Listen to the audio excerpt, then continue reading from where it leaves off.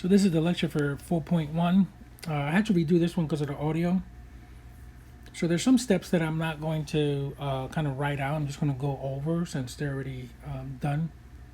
So one of the things for this section is that we introduced some of the formulas to find the derivative of functions as opposed to doing the formal definition of a derivative. So some of the notation that we're going to use in this class is f prime of x and then y prime. Dy dx, I probably won't use it that much, probably every now and then. So the first rule is the constant rule. And the constant rule states that if f of x is equal to k, and k is a real number, then f prime of x is the derivative of k with respect to x, which is equal to 0. So for example, if f of x is equal to 5, then the derivative will be equal to 0. Now remember that it's a constant function, so therefore the rate of change is constant, and so it doesn't increase or decrease as you go from one x value to the next x value. The next one is the power rule, and it states that if f of x is equal to x raised to the n power, and n again is a real number, then f prime of x is equal to n times x raised to the n minus 1. So in other words, you take the exponent, you turn it into a coefficient, and then you subtract 1 from that particular exponent. For example, if f of x is equal to x to the third power, then f prime of x, you can see here, is equal to 3x raised to the 3 minus 2, which is equal to 3x to the second power. So the exponent, the original exponent, becomes a coefficient, and then minus 1 becomes a new exponent. The next rule, we have the constant times a function. So again, if k is a real number, g prime of x exists, and f of x is defined to be some constant times a function, then f prime of x is equal to k, the constant itself, times the derivative of g of x, or g prime of x. So for example, if f of x is equal to 4x to the third, then f prime of x is equal to 4 times the derivative of x to the third, which we found out to be 3x squared in the previous example, and then it becomes 12x to the second power.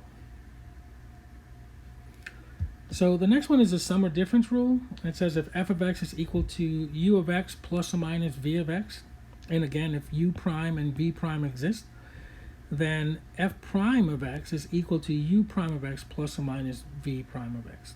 So for example, if f of x is defined to be x to the third plus x to the second power, then f prime of x is equal to 3x to the second power plus 2x. And you can see here the algebra that occurs in order to end up with the answer, which is that one. Now, if y is equal to 12x to the third power minus 8x squared plus 7x plus 5, then y prime would be 12 times 3x raised to the 3 minus 1 minus 8, and then 2x 2 minus 1. I'm going to write it out this way so we can see it, times 7. And then I'm going to just write this one here so we can see it, and then plus 0, right? Because we found out that the derivative of a constant is just 0. So then this becomes 36x squared minus 16x plus 7. So 1 times x is x, but x raised to the 1 minus 1 is 0, which is just equal to 1.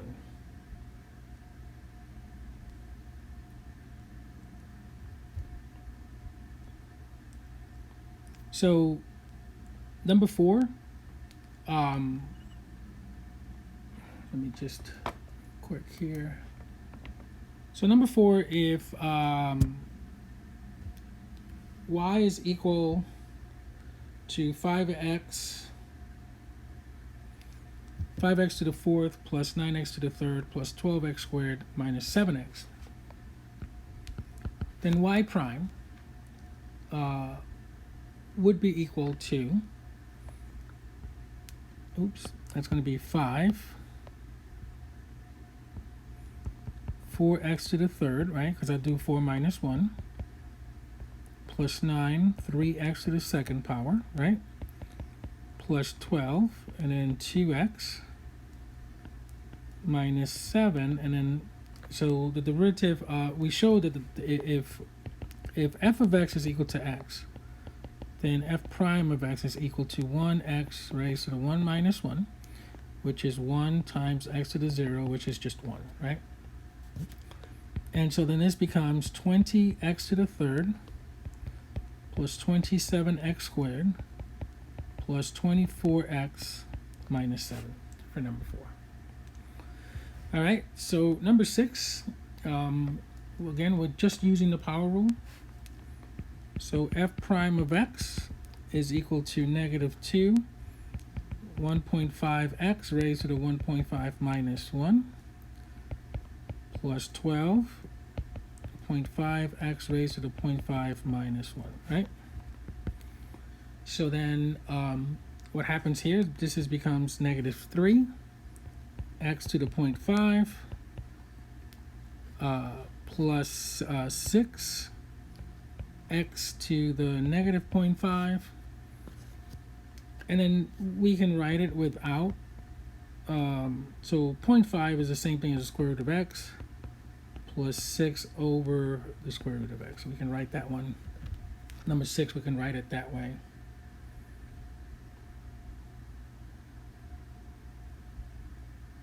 So number 8, we're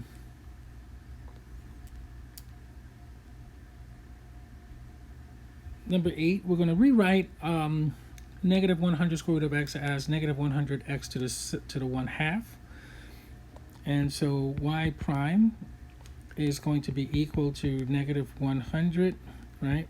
1/2 x, and then this is going to be negative 1/2 minus 11 2/3 x. Now 2/3 minus 3 over 3 is going to be negative 1/3, right? For number 8. And so when we rewrite it, we can write it as negative 50 x to the negative 1/2 minus 22 x to the negative 1/3 over 3. Or we can say negative 50 over the square root of x, and then this one will be 22, and then 3x to the, actually, if it's x to the 1/3 is the cube root of x. So let's write it that way. And that would be the answer to number 8. So number 12, I rewrote it. So I rewrote it as with exponents, makes life a little easier, right? So f prime of t then becomes 14, and then this is negative 1t. I'm just going to write it as negative t to make it a little easier. So negative t raised to the negative 2 plus 12, and this is going to be negative 4t raised to the negative 5th power, and then that's just going to be 0. So this is going to be negative 14t to the negative second, right? Minus 48t raised to the negative 5th power. Negative 14t to the second minus 48t to the 5th.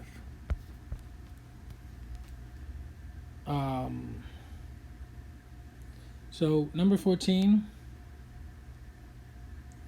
is, again, I rewrote it with exponents to make life a little bit easier. So y prime would be 3 negative 6x to the negative 7, right? Plus this one's going to be negative 5. Let me just rewrite that. Negative 5 raised to the negative 6 because I'm subtracting 1. And then this will be 7 negative 2 raised to the negative 3rd for number 14, right? And so I'm going to go ahead and rewrite it. So it's going to be negative 18x to the negative 7 minus 5x raised to the negative 6 plus 14x raised to the negative third power. So 18, right? Write it with positive exponents. And that will be my final answer for number 14. So number 18, what we're going to do here is I'm going to, I rewrote it as negative 2 times x raised to the negative 1/3. So then y prime will be negative 2, negative 1/3 x, and then negative 1/3 minus 1 is negative 4/3. And so what this is going to be 2x raised to the negative 4/3/3. And if I write it with a positive exponent, it's going to be 2/3 x raised to the 4/3. So number 22, we're going to, again, I expanded that, so x squared minus 1 to the third power. It's the same thing as saying x squared minus 1 times x squared minus 1 times x squared minus 1. So that turns out to be x to the 6th minus 3x to the 4th plus 3x squared minus 1, which is a fairly easy derivative to find, right? So it's going to be 6x to the 5th minus 3. I'm still going to write it this way so you guys can continue to see it. And that's just going to be 0. So 6x to the 5th minus 12x to the 3rd plus 6x. And that's the answer to number 22. So number 37, here, what we're going to do is we're going to find when the tangent line is horizontal and the slope is 0. In other words, f prime of x is equal to 0. So we're going to find f prime of x first. So 2 times 3 is 6, right? X to the second power, 18x minus 60. So we're looking for when f prime of x is equal to 0. So we're going to set this equal to 0. So we're going to take out a 6. We're going to factor out a 6. It's going to be 3x plus 3x minus 10 is equal to 0. So x plus 5, x minus 2 is equal to 0. So this means x is equal to 5 and x is equal to 2. So the tangent line is horizontal when x is equal to negative 5 and x is equal to 2. I'm going to leave 39 as extra credit for you guys. So let's jump over to number 51, which is a word problem. So here we're going to find the marginal revenue, right? So they give us they gave us R. So remember, R of Q is the quantity times the price. So they gave us the function Q is equal to 5,000 minus 100p. So what we're going to do is we're going to solve for P. And then when we solve for P, which is this one right here, we're going to go ahead and multiply it times Q. So when we solve for P, we end up with 5,000 minus Q over 100. And then R of Q, which is this function right here, turns out to be 5,000 Q minus Q squared over 100. So R prime of Q, I'm going to take the constant, right? So this is my constant times my function. So this will be my K and this will be my G of X, right? Or G of Q, sorry. And so I'm going to find the derivative of G of Q first, which is 5,000 minus 2Q. And then I'm going to multiply the 1 over 100. And so my R prime becomes this function right here. So then I just find R prime of 1,000, R prime of 2,500, and R prime of 3,000. And so it just equals to 30, 0, and negative 10. So the next thing that we have for number 52 is they're asking us to find the profit function and then the marginal profit. So they give us the cost function C of Q, which is 3,000 minus 20Q plus 0.03Q to the second power. Now C prime of Q is fairly easy to find, which is negative 20 plus 0.06Q. Now remember, R of Q is 5,000 minus 2Q minus over 100. So here, what I'm saying is that if f of x is equal to u minus v of x, then f prime of x is just equal to u prime minus v prime of x, that one right there. So therefore, if the profit function is the revenue minus the cost, then the marginal profit, or the derivative of the profit function, will just be derivative of the revenue function minus the derivative of the cost function. And that's what I did in this example here. I just combined them instead of trying to put them together and then find the derivative, since I already had that information. And then I found the marginal profit at 500 units, which was 30, and then at 815 units, which was 4.8, and 1,000 units, which was negative 10. In other words, if I get to 1,000 units, my marginal profit is actually negative. And then I left you 53 as extra credit. And that's the end of 4.1. Thank you.